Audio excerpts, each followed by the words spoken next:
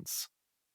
We'll stop halfway, in Coffs Harbour, at the same motel we'd stayed at on the way up, just a few days before.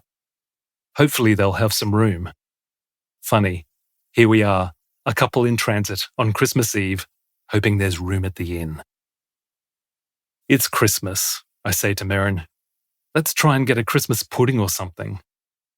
You know there'll only be a microwave in the motel room, she says, her voice weary, her eyes red.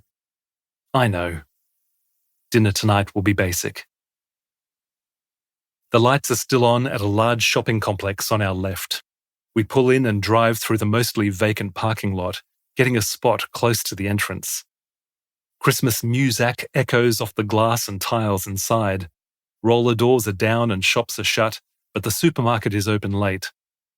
I slip my right hand into Merrin's and pick up a grocery basket with my left.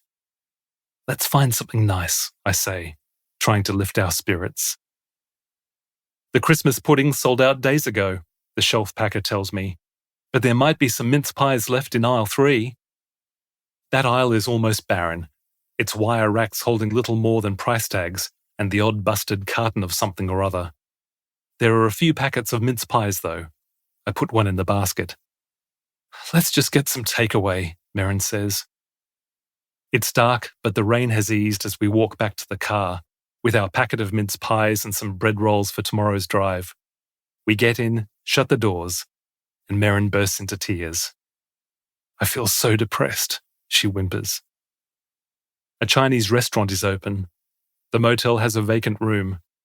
We dump our bags on the floor and the food on the table.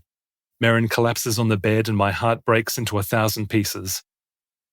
I pull out my journal and write, God, this is cruel, leaving us in this wilderness. We've walked around in circles for years, tired, thirsty and confused. 1 minute we've glimpsed the promised land, and the next minute you've barred us from entering it. September 2000. She had loitered after lectures to get my attention. I had been taken by her smile and her laughter at my jokes. We had fallen in love in 1995, gotten engaged in 1996, and after getting our degrees and saying our vows before the congregation, had begun our life together in a 2-man tent on a camping honeymoon that we'd never forget. 4 years later, we were in Perth, Western Australia, helping my fledgling radio career find its wings. I walk into the kitchen. She's slicing cheese and putting it on crackers. The orange sun sets over the rise, a warm breeze flutters the curtains, and my radio station plays in the background.